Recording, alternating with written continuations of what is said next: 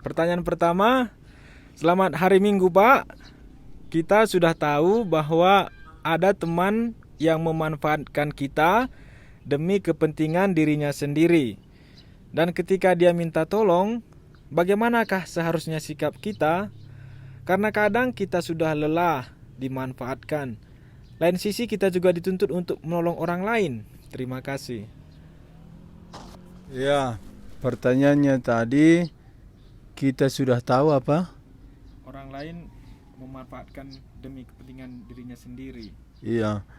Pertama dulu saya jujur ya, saya belum tahu gitu.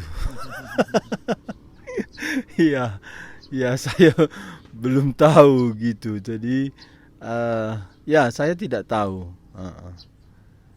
Jadi saya kembali tanya. Yang tanya ini katanya dia sudah tahu. Ada orang yang memanfaatkan dia gitu. Iya. Tahu dari mana ya? Tahu dari mana? Ya, ini kenapa saya tanya? Karena banyak orang yang merasa begitu sebenarnya tidak persis seperti itu. Dan kita belajar Tuhan kita Yesus menghadapi orang yang bagaimanapun. Jadi bagaimana kita memandang ini? Jadi pertanyaannya tadi, ada orang yang memanfaatkan, kita sudah lelah. Di satu sisi juga kita dituntut menolong. Kalau betul-betul dia memanfaatkan, ya jawab aja dengan jujur. Aku sudah lelah, jangan lagi dimanfaatkan. Gitu. Iya, iya betul, ini bukan bercanda walaupun saya ketawa. Iya. Kalau saya begitu. Umpamanya ada orang minta tolong dalam hal keuangan. Ya aku tidak punya uang lagi begitu. Atau minta tolong dikunjungi. Kita tidak ada waktu. Atau belum istirahat. Tidak terlalu mendesak. Bisa kita kasih tahu dengan jujur. Tapi satu sisi tadi ada lagi statement selanjutnya, kita juga dituntut untuk menolong orang lain. Iya. Bagaimanakah kita menolong orang lain? Saya kira tidak ada di alam semesta ini dimanapun yang paling peduli orang lain melebihi Tuhan Yesus. Tuhan Yesus paling peduli. Iya. Tapi bagaimanakah Tuhan Yesus memperhatikan atau kepedulian Tuhan Yesus kepada orang lain, orang miskin? Karena di sini tolong kemungkinan keuangan atau kemungkinan waktu, tenaga. Ada orang yang sering minta tolong. Dan dia tidak peduli kepada orang lain untuk menolong orang yang lain. Saya pernah dengar jawaban dari Pendeta Stephen Tong. Dia berkata begini, dan saya merenungkan firman Tuhan itu, perkataannya itu demikian. Dan saya memperhatikan. Dia berpendapat bahwa orang yang layak ditolong itu orang yang tidak minta tolong, tapi Tuhan membawa kita melihat keadaan dia itu perlu ditolong. Lalu saya pikir lagi, dalam Alkitab ada orang-orang yang minta tolong, berseru kepada Tuhan. Tapi saya pikirkan, saya pertimbangkan apa yang dikatakan Pendeta Stephen Tong. Pak Tong berkata bahwa orang-orang yang sering minta tolong, orang itu merasa layak ditolong. Inilah orang yang tak pantas ditolong. Dia terus minta tolong, dia menganggap satu kewajiban kita menolong dia, dan akhirnya dia merasa berhak, dan suatu saat kita tidak bisa menolong dia, maka dia menghina semua perbuatan yang pernah kita perbuat bagi dia. Jadi orang-orang yang terus minta tolong bukan lagi melihat anugerah Allah. Disitulah saya setuju. Orang yang terus merasa perlu ditolong, minta tolong, akhirnya dia menghina anugerah. Ya, jadi orang yang layak ditolong itu kita melihat dia sudah berjuang, tidak bisa apa-apa, itu kita bersalah, tidak menolong. Tapi kalau orang itu selalu minta ditolong, tidak bertanggung jawab, mesti kita terus terang.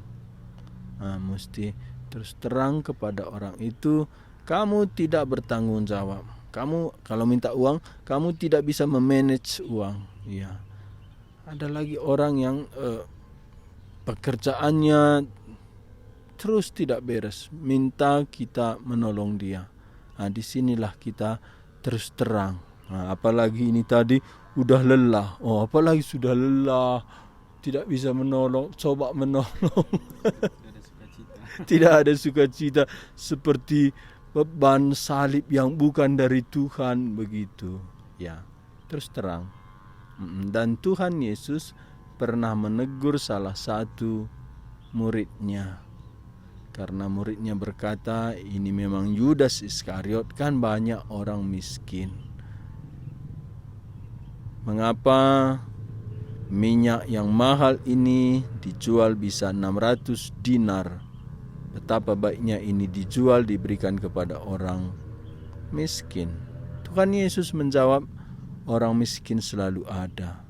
Jadi orang yang minta ditolong, perlu ditolong, selalu ada. Tapi ada orang-orang yang memang dikondisikan Tuhan supaya orang itu melihat anugerah Tuhan dan Tuhan pakai kita. Di situ kita jangan menahan diri. Bagaimana? Contohnya ada beberapa keluarga, mereka miskin, betul-betul miskin, masuk rumah sakit, tidak bisa, betul-betul tidak bisa membayar obat. Ya, beberapa kali saya tolong. Demikian juga ada orang-orang yang sudah bertobat. Dalam kondisi demikian kita mesti berkorban, sehingga orang itu melihat Tuhan mengasihi dia, Tuhan beranugerah. Dan orang itu tak mungkin menghina pertolongan kita. Dan dia sampai, ya mungkin sampai mati, orang itu akan mengingat, tidak lupa. Disitulah kesempatan kita menolong. Jadi tak mungkin ada satu keadaan yang sehat kalau terus minta ditolong. Jadi berbijaksanalah untuk memberitahu. Saya pribadi, kalau demikian saya akan terus terang. Dan biasanya orang itu ada tersinggung, ya memang itu mesti terjadi. Tapi yang kedua, kita juga jangan terlalu berpikiran negatif. Asal orang dekat dengan kita, kita pikir juga nanti orang ini akan memperalat aku, begitu. untuk apa tadi istilahnya dibikinnya?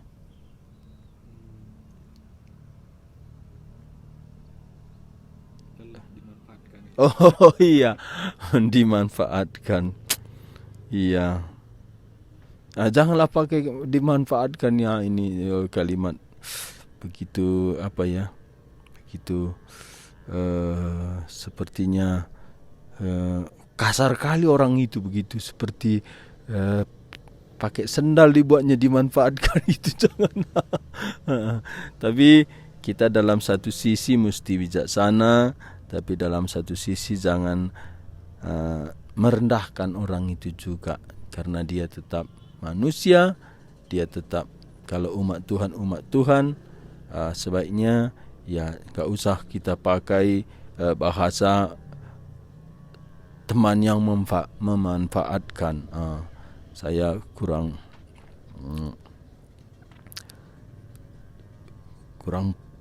baik saya rasa pakai kalimat ini. Ya, pakai aja orang teman yang terus minta tolong. Ya, memanfaatkan sepertinya itu sudah merencanakan untuk merugikan kita. Ya, jadi satu sisi kita perhatikan juga orang lain, tapi satu sisi kita jangan sampai dibodohin. Tapi satu sisi kita juga perlu menghormati orang itu dengan melihat dia memang begitu, tapi dia tetap umat Tuhan, tetap manusia. Jadi kita bisa dengan bijaksana dan terus terang untuk menyampaikan supaya orang itu bisa sadar. Ya, tapi ini memang perlu hikmat. Kadang-kadang kalau kita kasih tahu orang itu bisa jatuh, ya merasa tertolak. Tapi satu sisi kita harus menyampaikan dia supaya dia mengerti. Ya, jadi jawaban ini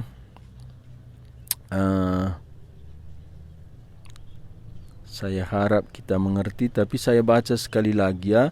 Selamat hari Minggu Pak. Kita sudah tahu bahwa ada teman yang memanfaatkan kita demi kepentingan dirinya sendiri. Ini keras sekali ini. Dan ketika dia minta tolong, bagaimanakah seharusnya sikap kita? Karena kadang kita sudah lelah dimanfaatkan. Ya, janganlah dimanfaatkan, tapi ya kita tidak sanggup lagi, ya bisa kasih tahu langsung. Dan yang kedua, kita juga diminta Tuhan, ya dituntut. Dituntut pun bukan juga kita dituntut Tuhan. Ya, kita juga diberikan, bukan dituntut, ya kita juga diminta atau diperintahkan Tuhan untuk mengasihi sesama kita. Ya, tadi saya sudah beri jawaban bahwa yang perlu kita tolong itu yang dia tidak selalu minta tolong, tapi dia berjuang, kita melihat dia sudah tidak sanggup, itulah yang perlu ditolong. Ya, terima kasih. Ya, terima kasih Pak. Memang tidak mudah ya mengambil keputusan seperti ini. Tapi hamba Tuhan sudah ingatkan kita, jangan terlalu cepat negative thinking, karena mungkin orang lain juga nggak berpikir begitu ya Pak. Dan kita juga perlu terus peka siapa orang yang perlu kita tolong. Kita melanjutkan masuk ke pertanyaan kedua. Pertanyaan kedua di dalam bahasa Karo. Bagian Nina Pak. Mejuah-juah Pak Pendeta, uga harus sikapta dalam hal berbohong demi kebaikan. Apakah ada toleransi atau harus kita berkata jujur? Bujur. Iya. Uga harus sikapta dalam berbohong untuk kebaikan. Sikapta dalam berbohong berdosa. Jadi sikapta berhentilah berbohong gitu ya. Tapi demi kebaikan, ini dalam Alkitab Rahab. Rahab seorang pelacur di tembok Yeriko. Para pengintai diutus Yosua untuk memasuki daerah Yeriko untuk memantau bagaimana daerah itu. Tapi Rahab sudah mendengar bahwa Yahweh Allah Israel, Allah yang dahsyat, tapi sekaligus Allah yang benar, Allah yang kasih. dan dia beriman bahwa Yeriko akan diserahkan Yahweh Allah Israel kepada Israel sendiri. Dan waktu itu diserahkan berarti akan ditumpas habis. Saat itu Rahab beriman. Jikalau dia berbalik kepada Allah Israel dan minta tolong kepada orang Israel, dia akan diselamatkan dan semua keluarganya yang ikut berharap kepada Allah Israel.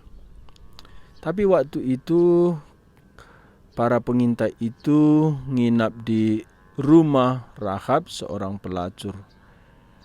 Dan waktu dia menerima pengintai dari Israel itu menginap di rumahnya, terdengar oleh penjaga-penjaga dari orang-orang Yeriko, dan dia mau menangkap dan membunuh pengintai itu. Tapi hal ini terdengar oleh Rahab. Rahab menyembunyikan pengintai itu di bawah jerami. Dan ketika orang-orang Yeriko datang ke rumah Rahab, dia bertanya, "Kemanakah pengintai orang Israel itu?" Rahab berkata, "Dia sudah pergi lari jauh. Cobalah lari kejar dari jalan ini." Orang-orang Yeriko mengejar, padahal tidak ada di sana. Tidak ada yang mau dikejar. Dan saat itulah Rahab berbohong demi kebaikan karena kasih dan iman. Jadi apakah ini benar? Kalau ini benar, berarti firman Tuhan kontradiksi. Karena firman Tuhan berkata, kalau ya katakan ya, kalau tidak katakan tidak. Firman Tuhan berkata, jangan berbohong dalam 10 hukum. Jadi bagaimana dengan sikap dan tindakan Rahab? Hatinya baik, tapi dia berbohong. Inilah kelemahan manusia. Tidak benar sikap Rahab. Tapi Tuhan beranugerah dalam kelemahan Rahab menangani 2 pengintai dan tetap bertindak benar. Untuk menyingkronkan kedua ini, dia gagal. Dia hanya bisa mengasihi kedua pengintai itu, tapi tidak dalam kebenaran. Inilah kelemahan manusia. Ini tetap dosa, tetap tidak benar,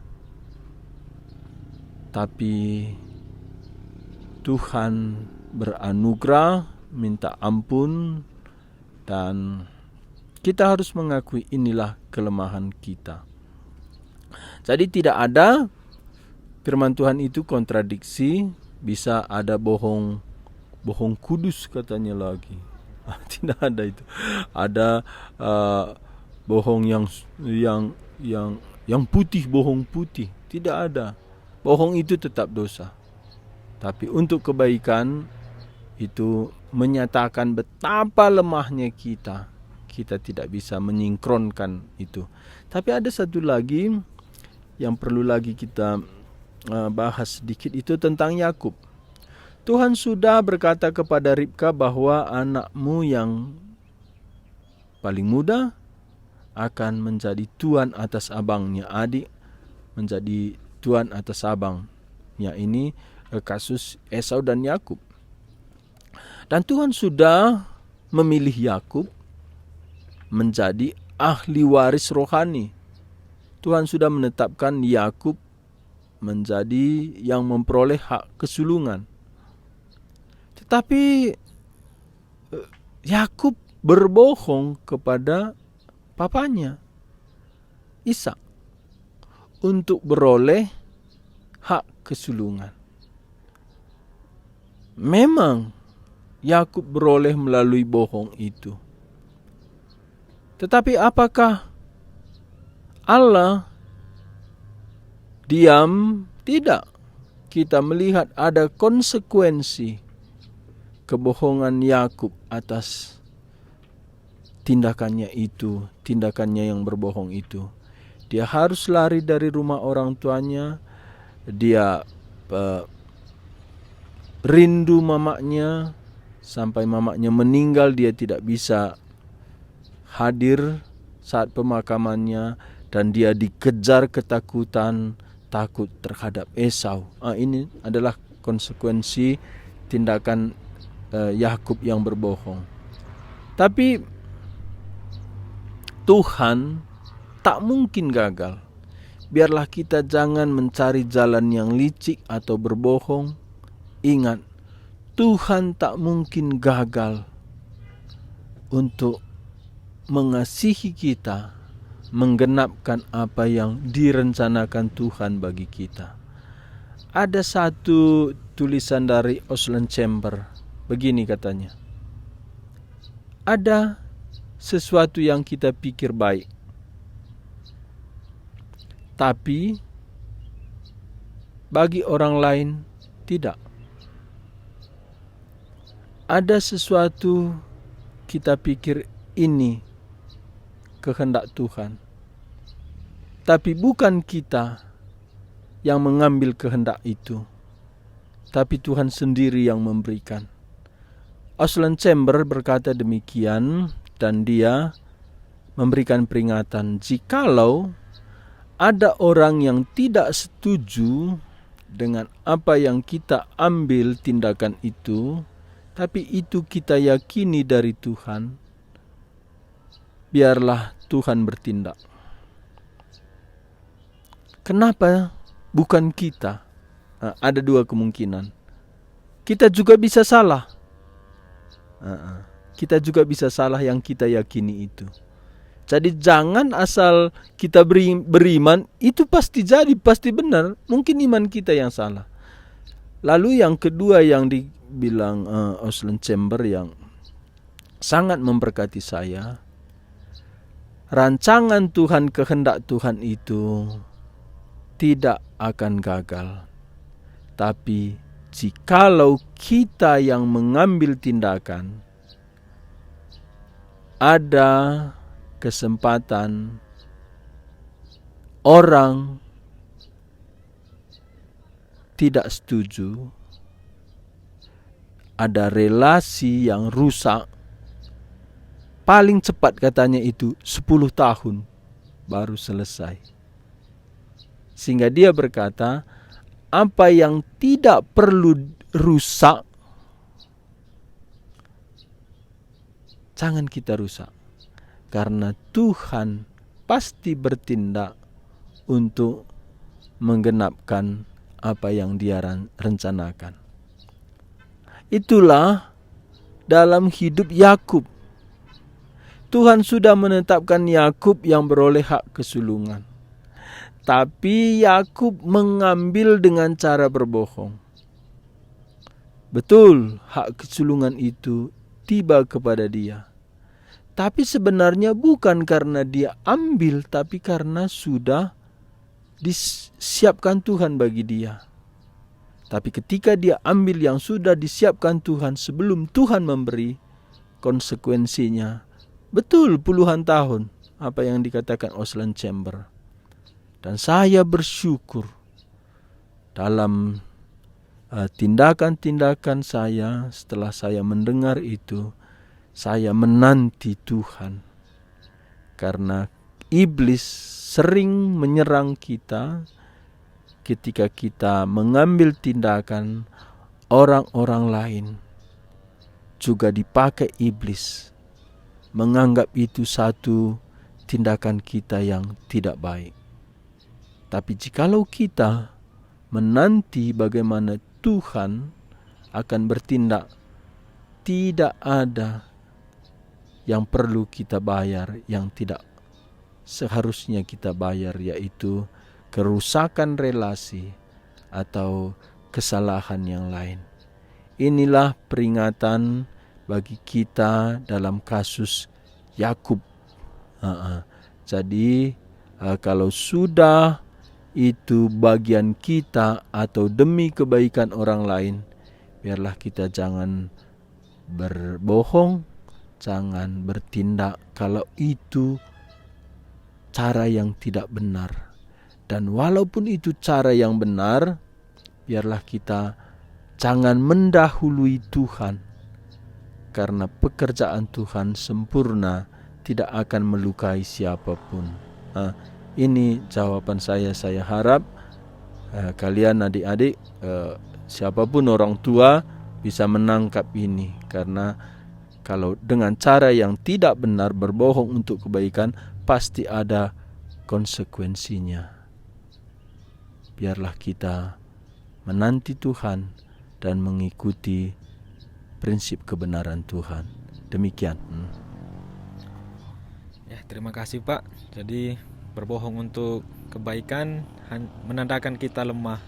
Kita lemah sebagai manusia, dan itu tidak dibenarkan karena dampaknya juga seperti Yakub bisa jadi, Pak ya. Kita masuk ke pertanyaan ketiga. Ini pertanyaan di dalam bahasa Karo bagian Danina, Pak. Selamat hari Minggu, Pak. Uga maka reh buena kita erlajar kata di bata, reh mutuna siakap banta. Kurang bue siakap enggo erlajar ras dalan kensa, tapi mon lalit gegeh ta. Uga ngenda solusina, Pak. Uga ngenda solusinya, itulah solusi.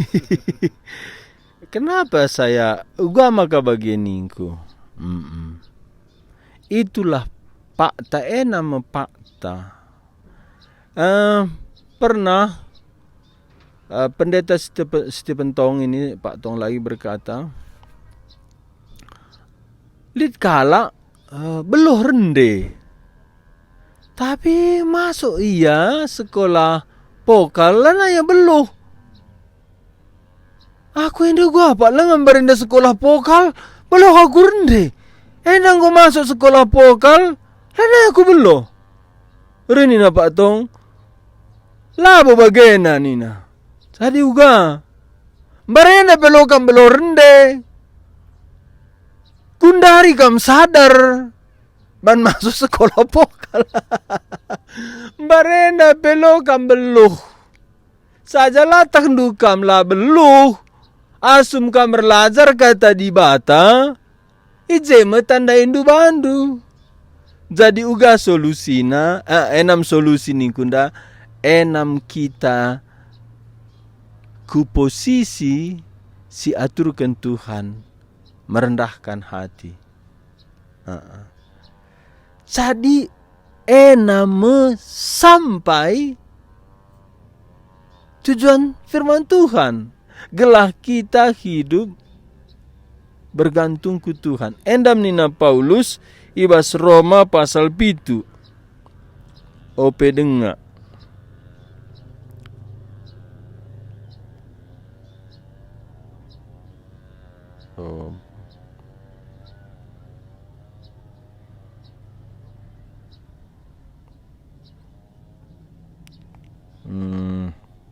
Undang-undang tisik ya.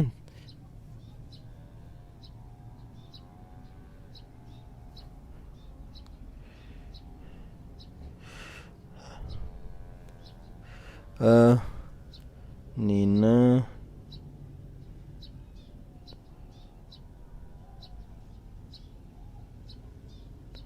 pasal 7 ayat siwa.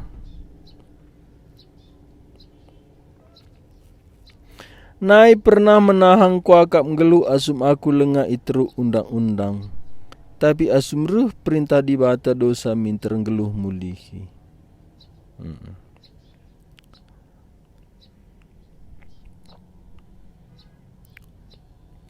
Jadi ayat 10:2 katakan dage undang-undang badiang janah pedah di bata adil dengan mahuli.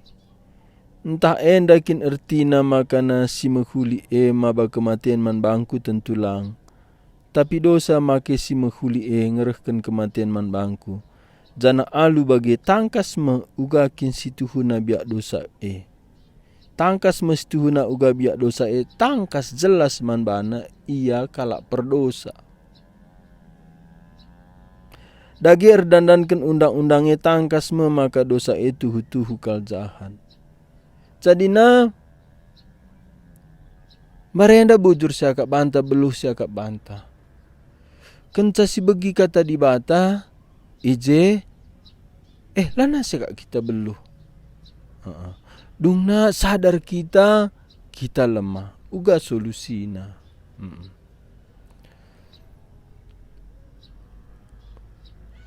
Mungkin maksud ndu mutuna kuakak bangku kurangna kuakak bakung kelengi di bata uga ban solusina. Enda makana tiap-tiap wari kita bergantung ku Tuhan, tiap-tiap wari kita mengejar kehendak Tuhan. Kita mengerjakan kehendak Tuhan. Adina enda lalit lanai kita ergantung man Tuhan, lanai kita ergiah-giah dalam kensingena ate Tuhan. Makana enda kondisi si berkenan Tuhan rebahanca terus kita rendah hati, terus kita menanti anugerah Tuhan, terus kita lah merasa puas ibas dahikan dahin Tuhan. Jadina ula bas penungkunan dua enda lit solusi maksud duje lit jawabna rebancakan puas nggo berhenti lang.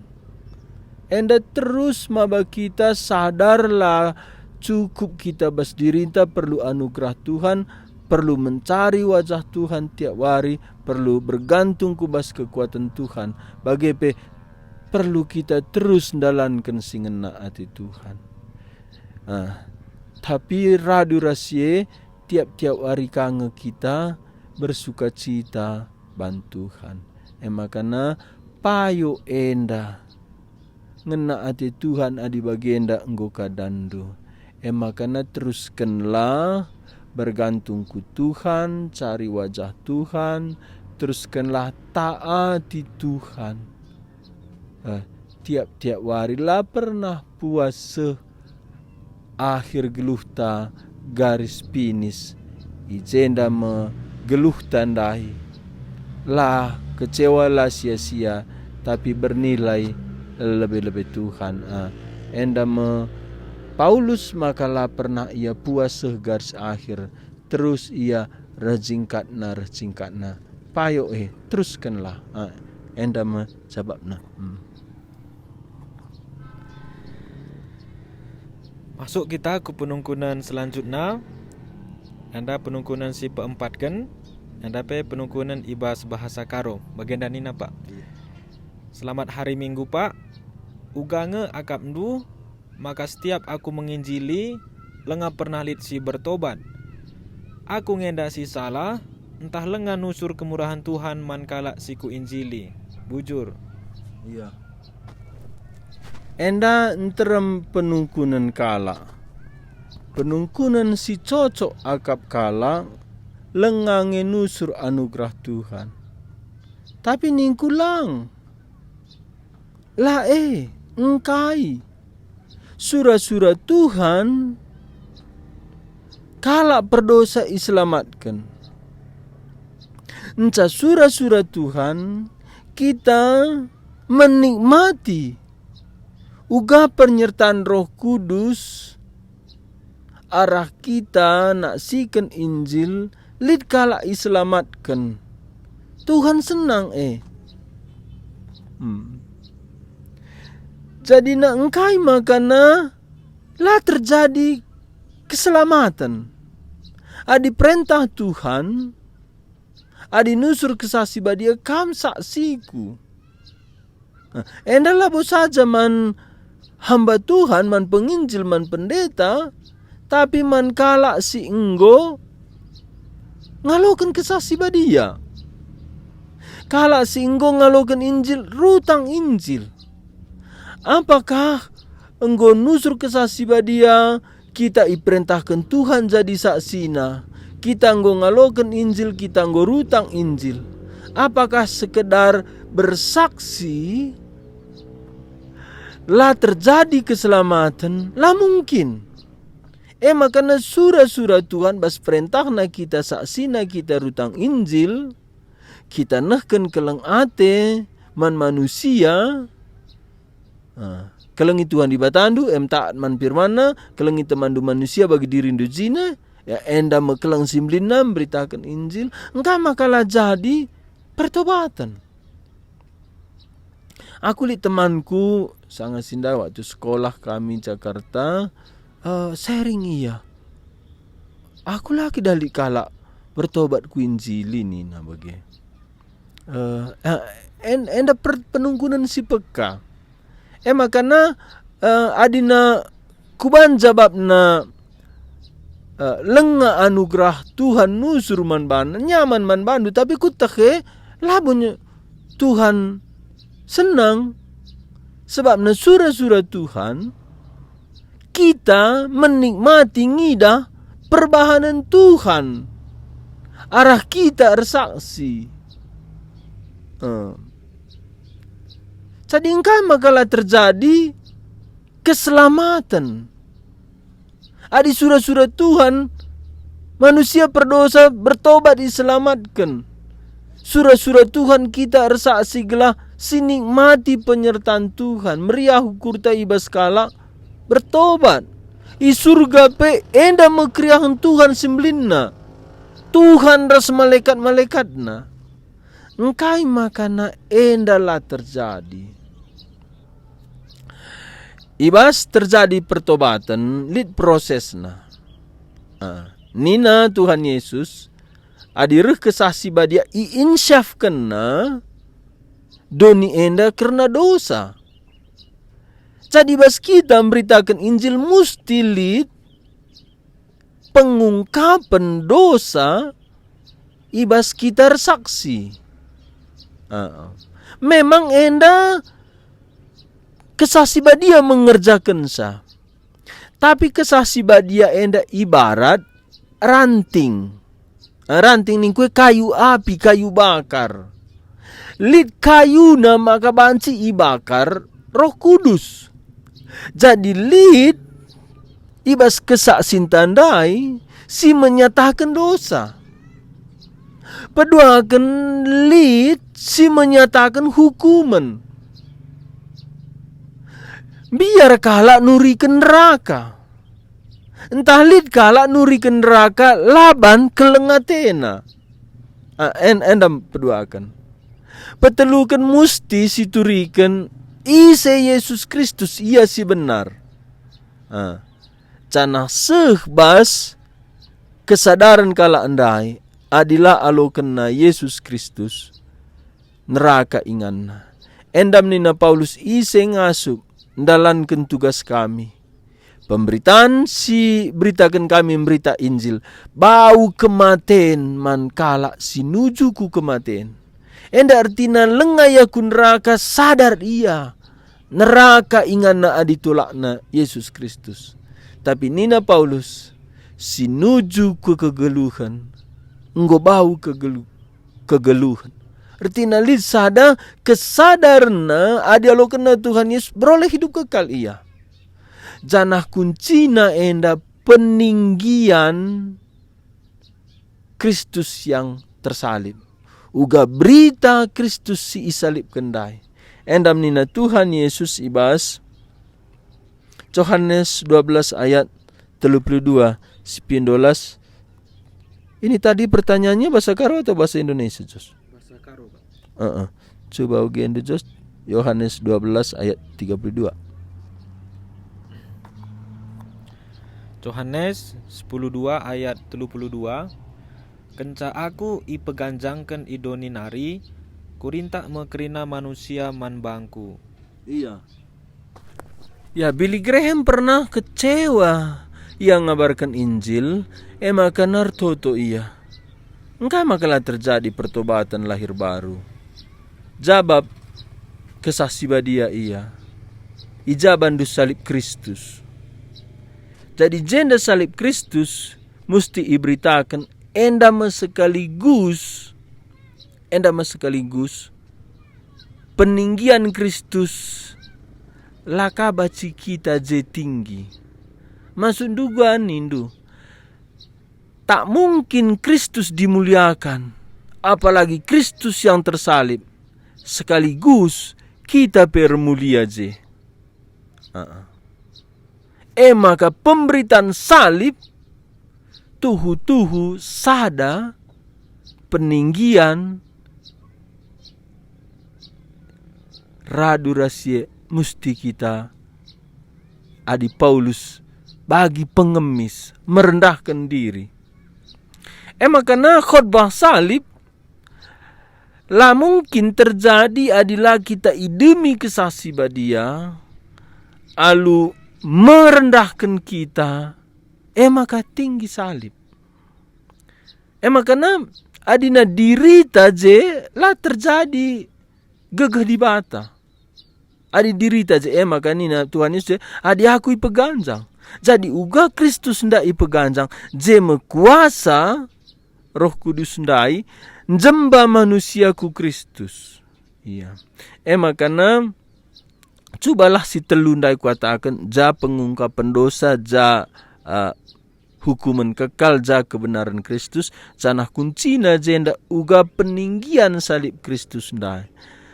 Engkai makana ku singatkan bagi sukacita adina banci kala anda lahir baru arah kita resaksi. Janahna bas kisah para rasul, labo rasul saja si berberita hantrem kala bertobat. Filipus umpamana. Buwe kala bertobat. Arah ia. Jadina lape kam hamba Tuhan, ate Tuhan arah kamlit kala lahir baru iselamatkan. Makana lengan usur kemurahan Tuhan, enda memang sada kebenaran. Tapi lah banci si banala sentat rekitekan Tuhan sendiri atena kita ipakena guna maba manusia sehku keselamatan. Makana jenda labo anugerah Tuhan jenda si perlu si perhatikan. Tapi uga sikapta, uga berita si peseh kita, jana uga perhatianta man kesah si badia. Perhatian man kesah si badia ningku si barja iungkapkan kesah si badia. Dosa kala andai bagepe si barja kesah si badia atena siturikan salib Kristus. Bagepe si barja ate kesah si badia si jemba kala anda si tantang kala andai galah bertobat ngalokan Tuhan Yesus. Enda memang perlu pengalaman-pengalaman, latihan-latihan. Tapi adina si cubakan sidah kari lias ati Tuhan. Enda menjawabna. Jadi dua-duana setuna payo nina hamba Tuhan, tapi si lebih tekankan ema uga sikap ta kai berita si sampaikan kita. Anda masuk kita ku penungkunan si pelimakan. Lah kita pindah lebih pak tah jenam lebih. Coba akan be dua naringin sama aku. Sempat ngetahan Tuhan ngaturna. Anda ibas bahasa Indonesia bagian danina pak. Berbicara tentang filosofi zona nyaman, yaitu terlalu nyaman dalam keadaan yang ada, atau bahkan terlalu berserah dengan keadaan yang tidak pernah membuat kita melangkah lebih jauh, merasakan lebih dalam, dan mendapatkan lebih banyak hal. Bagaimana Alkitab memandang hal ini? Karena sifat, karakter, dan kemampuan tiap-tiap orang berbeda. Iya. Berbicara tentang filosofi zona nyaman, enda keren memang. Hari ini zona nyaman sudah nyaman, tidak mau lagi berjuang, bertindak lebih jauh. Terlalu nyaman dalam keadaan yang ada. Ini filosofi bunuh diri memang ini. Ya, kalau ingin hidup nyaman, tidak ada singgungan dengan orang lain begitu. Kalau kursinya tadi sofa, jangan diganti dengan kursi yang keras gitu ya. Kalau ada AC jangan dibuang, tapi tambahlah AC yang lebih mantap gitu. Ini semua. Ini mau jadi apa kita ini ya? Ya, ini melawan kekristenan, inilah filosofi hedonisme. Ya, cari nyaman, cari tenang, cari nikmat. Ya, makanya orang Kristen di abad mula-mula itu terjadi penganiayaan zona nyaman. Jadi katanya, atau bahkan terlalu berserah dengan keadaan yang tidak pernah membuat kita melangkah lebih jauh. Ya, ini tunggu apa lagi? Tidak ada lagi pergumulan, tapi tidak kemana-mana ini. Merasakan lebih dalam dan mendapatkan lebih banyak hal. Iya. Tuhan Yesus mengajari para rasul, ayo kita nyeberang. Oh, ada gelombang, ada angin sakal. Iya. Tuhan Yesus juga berkata, aku mengutus engkau seperti domba ke tengah-tengah serigala. Ini apa nih? Cari mati kan? Tapi utusan Tuhan Yesus begitu. Tuhan Yesus berkata, cerdiklah seperti ular, tulus seperti merpati. Jadi disuruh lebih jauh, lebih dalam, lebih luas lagi. Pertanyaannya, bagaimana Alkitab memandang hal ini? Karena sifat dan karakter kemampuan tiap-tiap orang berbeda. Kalau tergantung karakter kita, kemampuan kita, di mana anugerah Tuhan, kita akan membuang Tuhan, di mana kebergantungan kita kepada Tuhan. Dan Alkitab mengutus Abraham, mengutus pengintai ke Yeriko, ke tanah Kanaan, mengutus Yeremia, selalu melampaui kemampuan mereka. Oh, jadi kalau begini bagaimana? Ada talenta. Ya, talenta ini beda tiap orang. Tapi talenta ini akan bertumbuh. Jadi bagaimana? Kita baca sebentar ya dalam Tesalonika 5 ayat 19. Jadi pertanyaan di sini, sebagaimana kita tahu itu mungkin? Sebagaimana kita tahu Tuhan mendorong kita, Tuhan memimpin kita, Tuhan ingin kita mengambil satu pekerjaan, tindakan. Tiap orang kan beda. Ya. Tahu Tuhan tidak kita beda. Tahu.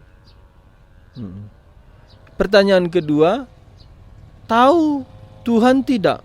Tuhan tahu tidak bagaimana resiko yang di depan? Tuhan tahu. Tapi bagian kita, apakah kita taat kepada pimpinan Tuhan?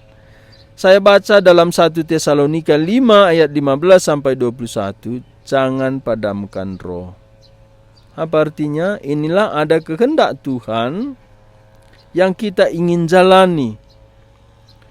Jadi seberapa jauh, seberapa kemampuan kita, Tuhan tidak terikat itu. Tapi Tuhan ingin kita taat. Jadi sejauh mana kita taat? Sejauh yang dipimpin roh Tuhan. Bagaimana kita tahu? Kita tahu kalau kita tidak taat, kita tidak tahu lagi apa-apa. Sukacita kita hilang, semangat kita hilang, pengertian kita kepada firman Tuhan hilang. Kalau kita taat, ada sukacita, ada pengertian firman Tuhan. Memang ada tantangan, tapi kita dibuat bersukacita, bergairah. Itulah. Jadi keluar dari zona nyaman di sini bukan seperti orang dunia berani. aku menantang zaman, bukan. Keluar dari zona nyaman di sini, tidak menahan diri terhadap kehendak Tuhan. Jadi berbeda ini bagi kita. Bagi Tuhan sudah jelas. Jangan kita membuat aku sampai di sini, jangan ke sana karena aku mengerti diriku di sini. Bukan. Karena Tuhan tahu diri kita. Tuhan selalu ya dalam Alkitab, selalu mengutus umatnya melampaui kekuatannya. Inilah yang dikatakan Paulus, melampaui yang dapat kami tanggung. Persembahan pun begitu. Tuhan minta kita mempersembahkan melampaui yang dapat kita berikan. Itulah yang terjadi kepada jemaat Makedonia. Jadi keluar dari zona nyaman di sini, taat tanpa tanya kepada Tuhan seperti Abraham. Abraham itu adalah teladan kita keluar dari zona nyaman. Dia taat. Dia tidak bertanya kemampuannya, dia tidak bertanya kemana. Taat. Disitulah kita menikmati penyertaan Tuhan. Cerita Abraham, semuanya kita melihat Tuhan setia. Jadi taati Tuhan, disitulah kita keluar dari zona nyaman, disitulah kita menikmati janji Tuhan, pemeliharaan Tuhan. Dan ini hujan, ya kita jawab satu lagi di tempat yang teduh. Terima kasih.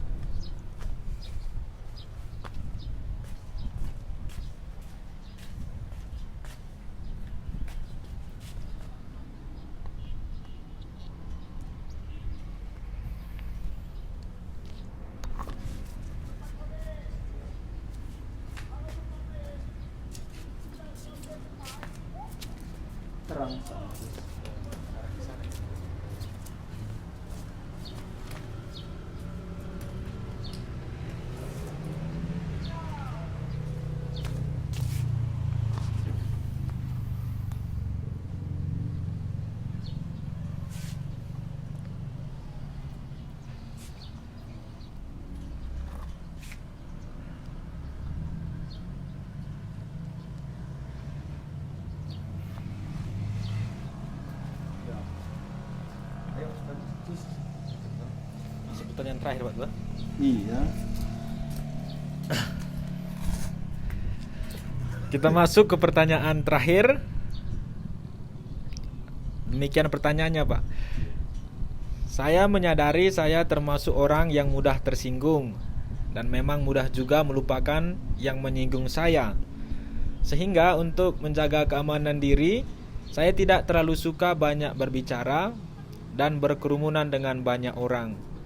Bagaimana tanggapan Alkitab akan hal ini dan bagaimana seharusnya?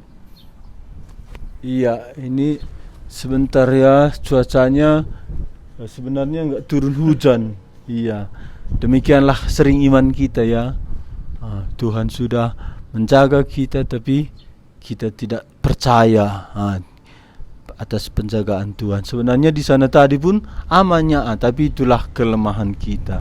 Kita tidak setia kepada Tuhan, kita tidak memegang janji Tuhan. Ya, padahal tadi aku sudah beriman, hendak karidung sampainya ini nanti pertanyaan terakhir baru hujan. Tapi rogi lagi, geragu lagi. Demikian iman kita, tapi Tuhan tidak menarik anugerahnya. Jadi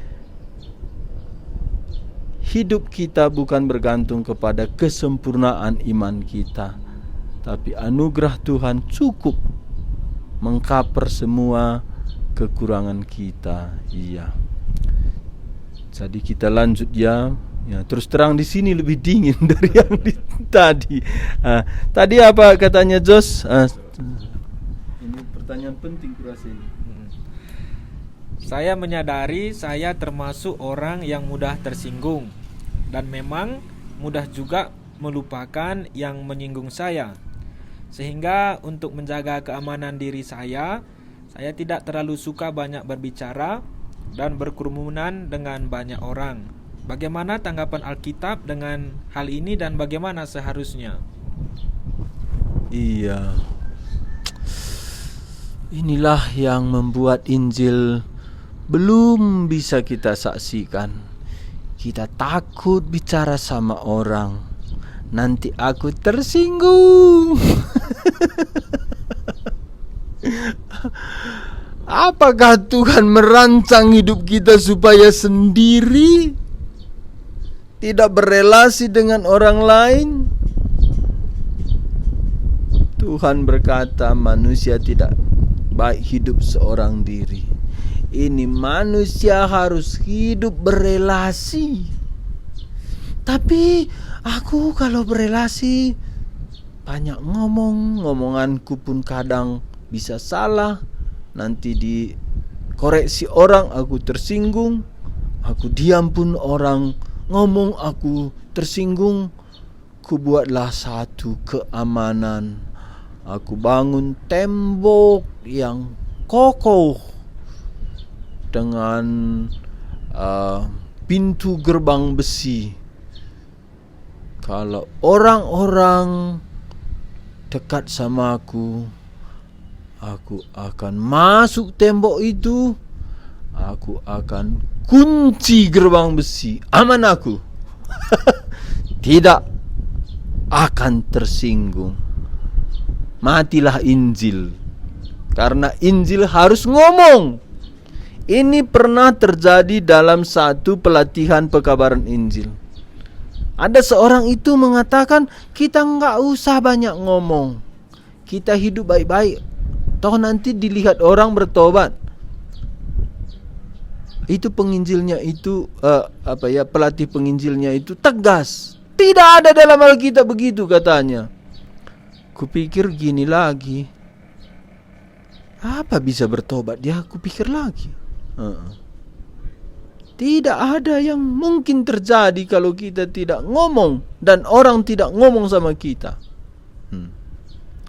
Tapi yang seperti ini ya betul-betul kita mengasihi. Ya betul, kita peduli. Karena sering, ya, ini betul-betul sering ada orang curhat ke saya. Dia keluar dari pekerjaannya, usahanya karena tersinggung. Ada satu pemuda, dia berapa kali curhat sama saya. Dan akhirnya betul-betul dia terus terang, sebetulnya Pak, aku yang salah.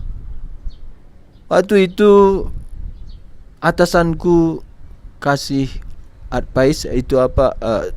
Advice itu apa ya? Nasihat. Dia tegur aku. Aku langsung tersinggung. Ku minta keluar. Memang sekarang ku sadari aku salah. Tapi dia udah keluar. Banyak orang keluar dari perusahaan, dari usahanya karena tersinggung. Ada lagi saya dengar itu, dia tidak jadi tulis skripsi karena tersinggung. Dengan siapa? Dengan dosen. Wow.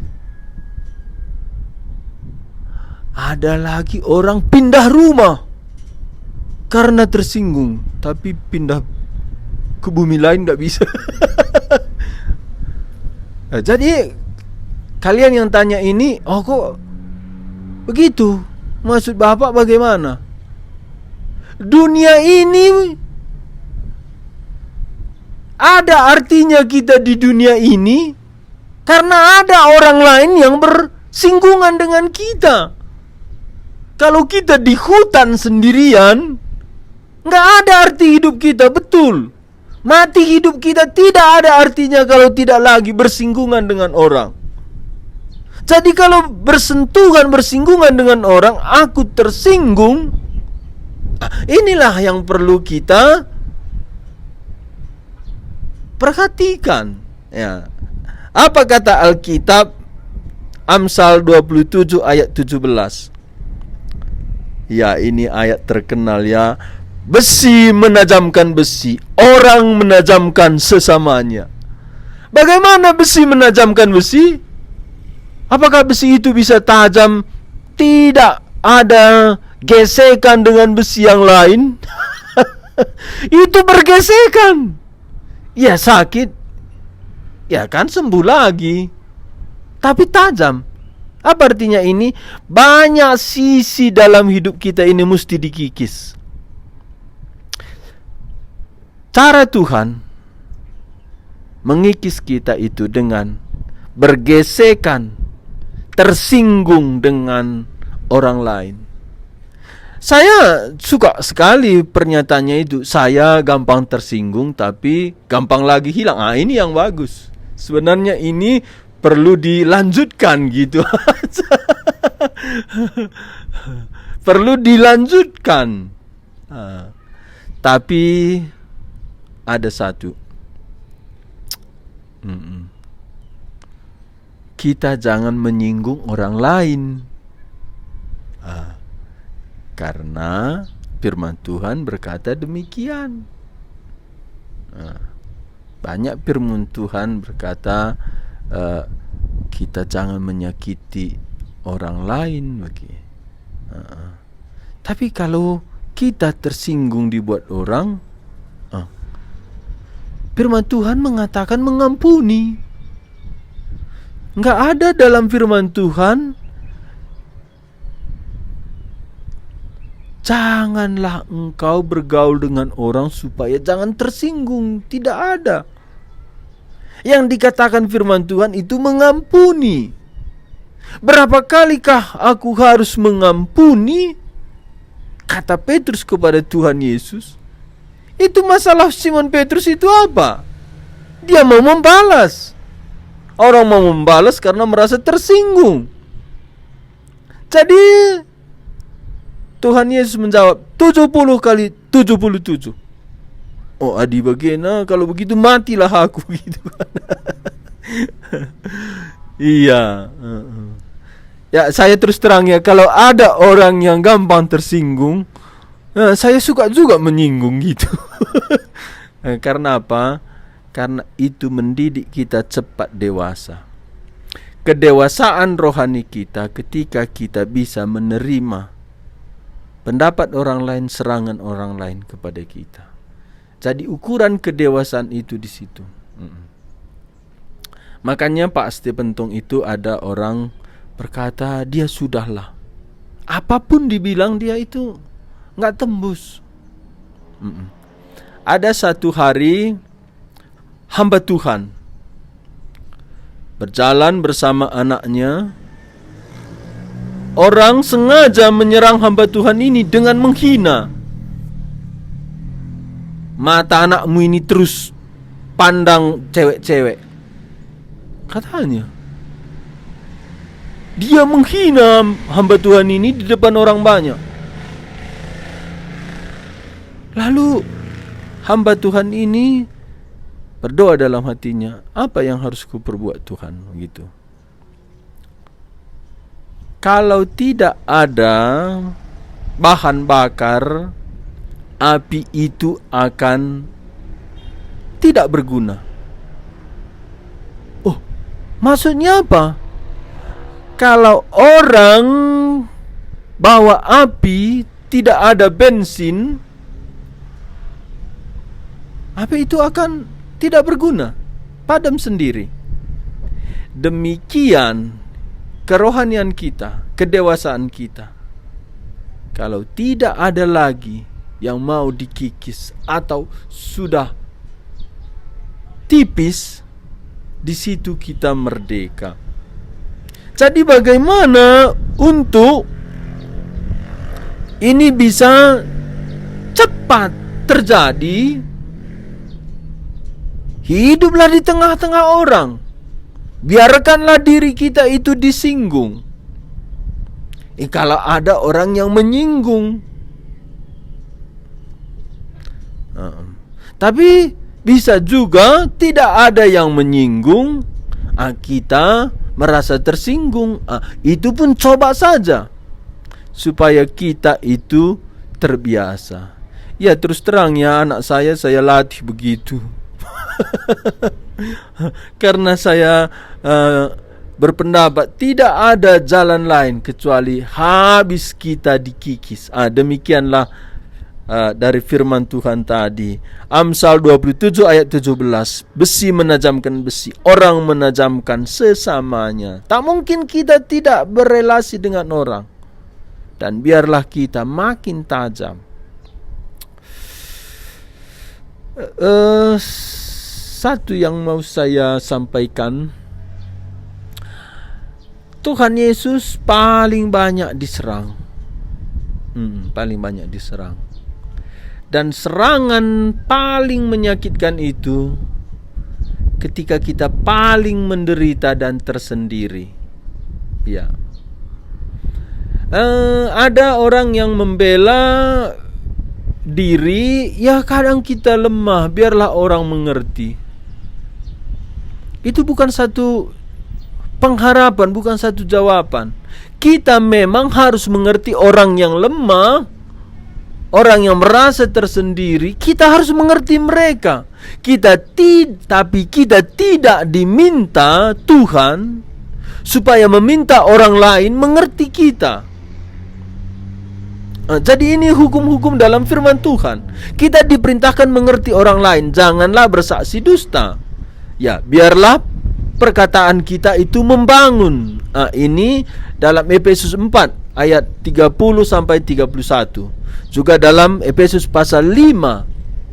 Biarlah kita berkata-kata dengan bermazmur. Biarlah kata-kata kita membangunkan orang lain. Ini dari pihak kita.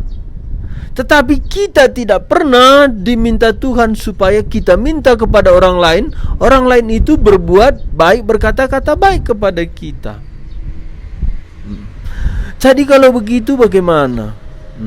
Saya tadi sudah bilang bahwa kita itu paling lemah ketika kita lagi menderita, lagi tersendiri. Disitulah ada perkataan orang yang menyakiti kita. Disitulah kita bisa tersinggung, atau ada orang langsung menghina kita. Tapi apakah yang membuat Tuhan Yesus bisa menghadapi ini? Saya lama ini bergumul. Mengapa Tuhan Yesus ditinggal Allah Bapa, ditinggal para rasul, dihina orang banyak, tersendiri, lagi tergantung di atas kayu salib, kesakitan? Apa yang membuat dia masih bisa berkata, Bapa ampuni mereka? Apa yang membuat Stefanus yang betul-betul dihina, dia bisa menghadapi mereka? Kita baca dari 1 Yohanes 4 ayat 18. 1 Yohanes 4 ayat 18. Di dalam kasih tidak ada ketakutan. Kasih yang sempurna melenyapkan ketakutan. Sebab ketakutan mengandung hukuman, dan barang siapa takut, ia tidak sempurna di dalam kasih. Dalam kita berelasi, inilah relasi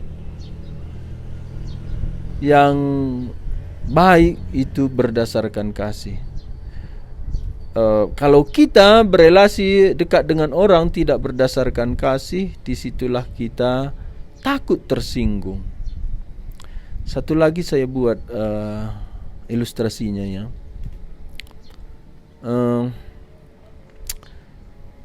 Saya sendiri hampir tidak pernah tersinggung dibuat anak saya. Ya, memang ada jengkel gitu, tapi nggak pernah tersinggung. Hampir tidak pernah.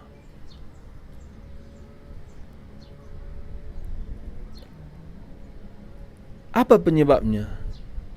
Karena saya mengasihi dia, itu aja. Jadi ketika kita dekat dengan orang, biarlah kita mencoba mengasihi mereka, sehingga kita bisa mengerti mereka dan kita tidak tersinggung. Ini pun saya kasih jawaban, saya takut juga tersinggung yang tanya. Nah, karena apa? Karena orang tersinggung itu karena self-center. Iya. Alam semesta itu ingin dia memperhatikan dia gitu. Ya, tapi harus juga saya ucapkan begitu. Jadi bagaimana biarlah kita mengerti orang lain dan tidak takut tersinggung. Jadi bagaimana ya? Ya biarlah itu kita melihat kita itu menjadi tajam. Di sini besi menajamkan besi, orang menajamkan sesamanya. Banyak orang itu rugi karena tersinggung. Ya, beberapa pemuda saya temui masalahnya ini. Beberapa orang gagal masalahnya ini, tidak bisa bertahan dalam pendidikan, dalam usaha, juga dalam karir, juga dalam pelayanan. Jadi biarlah kita minta kepada Tuhan anugerahnya. Anugerah bagaimana? Biarlah kita melihat orang lain itu baik. Ini pertama. Dan kita melihat orang lain itu baik. Dan yang kedua, biarlah kita mengasihi. Karena pernah saya dengar Pak Stephen Tong, ini saya kutip lagi perkataan Pak Stephen Tong, bagaimana kita bisa dekat dengan orang? Kalau kita melihat orang itu baik, disitulah kita menjadi orang baik. Oh, saya pikir kita tidak bisa menjadi orang baik kalau kita melihat orang itu jahat. Ya, artinya apa? Ketika kita melihat orang itu baik, kita tidak gampang tersinggung. Bagaimana kalau dia tidak baik ini lagi ya? Ya, toh kita sudah melihat dia baik. Yang tidak baik itu disitulah Tuhan yang berdaulat, Tuhan yang tanggung. Suatu hari ada orang yang marah-marah sama saya. Marah-marah orang itu. Ada saya bawarkan saya pelayanan.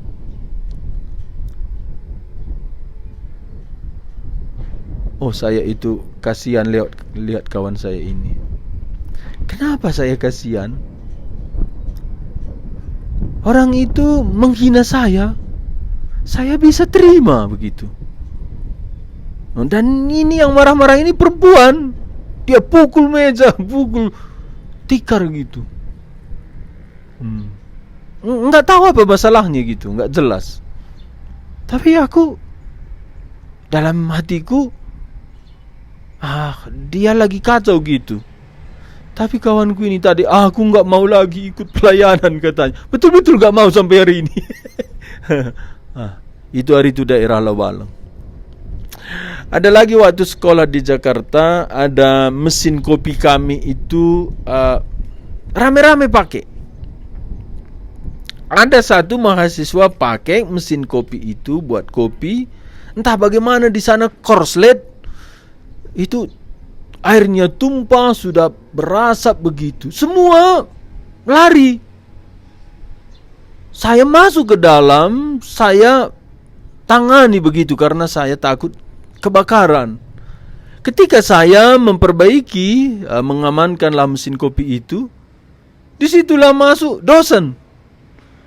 Saya yang dimarahi. Saya sudah bapak-bapak kan, habis dimarahi. Saya kasih tahu, saya tadi mau perbaiki, tapi dia ngomong terus, ini dosen hamba Tuhan kan, marah-marah. Biarlah gitu, masuk kelas. Aku ikut lagi kelas. Selesai kelas, hamba Tuhan yang marah-marah ini tadi datang sama saya. Dia pukul-pukul pundak saya gitu. Dia ketawa-ketawa. Dia sudah merasa bersalah. Tapi sebelum itu kawan-kawan semua datang sama saya. Nggak apa-apa kan Pak Zandri, katanya. Nggak apa-apa kan Pak Zandri. Dalam hatiku aku sudah berbuat baik, dia yang salah mengerti. Itu bukan masalah pada saya, masalah pada dia gitu. Jadi janganlah kita langsung sakit ke tulang gitu, ke sumsum, itu rugi. Biarlah itu mengikis kita menjadi lebih sempurna dengan Kristus. Ya, jadi saran saya, jangan membatasi diri, biarlah bergabung, menceburkan diri dengan teman-teman. Kalau tidak bisa cerita banyak, biarlah kita menikmati cerita orang, biarlah kita belajar dari orang itu. Dan yang kedua, kalau kita tidak bergabung dengan orang, kasih Kristus pun kita tidak bisa menyampaikan. Jadi orang-orang itu juga bisa menjadi guru kita, juga orang-orang itu juga bisa menjadi objek kita mengasihi. Ya. Dan saya tidak takut disinggung, tidak takut merasa disalahkan orang. Biarlah itu menikmati ya. Statementnya tadi sudah bagus, jadi ini dilanjutkan saja. Jangan membuat tembok, ya tersinggung, ya nanti pulang minta diobati Tuhan. Ada kesaksian dulu, dia pelayanan sering tersinggung, dia buat statementnya begini, aku kan domba yang terluka. Nanti pulang ke rumah, gembalaku akan membalsemi dan akan menyembuhkan. Besok masuk lagi aku, katanya. Jadi jangan takut tersinggung, nanti pulang diobati Tuhan Yesus, besok masuk lagi. Karena apa? Karena nilai hidup kita tidak akan berarti kalau kita hidup tidak ada sentuhan dengan orang lain, tidak bergaul dengan orang lain. Hidup kita berdampak berarti mempunyai nilai kalau kita ada efek, impact dengan orang lain. Jadi tidak ada jalan keluar dan tidak ada kebenaran firman Tuhan kita membentengi diri. Dan firman Tuhan berkata besi menajamkan besi. Kita semua ada masalah di situ, tapi persennya itu berbeda. Tapi biarlah kita dibentuk Tuhan melalui persekutuan-persekutuan ini. Ya, ini yang bisa saya sampaikan. Kalau saya berkata ini terlalu kurang tepat, mungkin juga. Tapi kalau saya berjaga juga, nanti tidak bertumbuh begitu. Maksud saya bagaimana? Karena ada orang-orang yang gampang tersinggung ini, hampir tidak bisa lagi sedikit pun diperingati begitu. Jadi harap masih bisa. Iya, ada orang seperti itu. Dan pernah saya ketemu orang ini tadi, dia betul-betul gak bisa ngapain lagi. Istilahnya dia pulang kampung, dia jujur, aku di sini masalahnya. Tapi kita semua jangan seperti itu. Keluar, biarlah kita dibentuk Tuhan, diasah Tuhan, dipertajam Tuhan melalui pertemuan-pertemuan dengan yang lain. Kalau bisa besok kalau ketemu kita ya, aku itu gitu ya, biar ku ganggu lagi. Ku buat tersinggung biar cepat habis, akhirnya merdeka. Ya, demikian jawaban pertanyaan terakhir. Terima kasih. Ya, terima kasih Pak. Demikianlah semua pertanyaan sudah dijawab oleh hamba Tuhan. Ada 6 pertanyaan hari ini. Banyakan bertanya mengenai hidup praktis ya Pak, tentang etika. Betul. Ya. Sepertinya ada satu roh yang meracik gitu. Tiap ada tanya jawab ada satu nuansa yang mirip-mirip ya. Iya betul Pak. Jadi itulah yang dijawab oleh hamba Tuhan. Kiranya dapat menjadi berkat bagi kita, bisa menjadi pegangan kita dalam hidup kita mengikut Tuhan. Tapi sebelum kita menutup acara kita, mungkin ada kata-kata terakhir dari hamba Tuhan, dipersilahkan. Iya, Tuhan Yesus berkata, apa ya? Banyak kali kata-kata Tuhan Yesus ya. Kasihilah Tuhan Allahmu dengan segenap hatimu, segenap pikiranmu, dan segenap jiwamu. Dan kasihilah sesamamu manusia seperti dirimu sendiri. Dan Tuhan Yesus melanjutkan, berdoalah bagi musuh-musuhmu. Inilah karakter Tuhan kita. Inilah yang diberitakan di dalam Injil Tuhan. Biarlah kita makin serupa Tuhan kita, makin mengasihi Tuhan, mengasihi sesama kita, dan mendoakan orang-orang yang mungkin mengganggu hidup kita.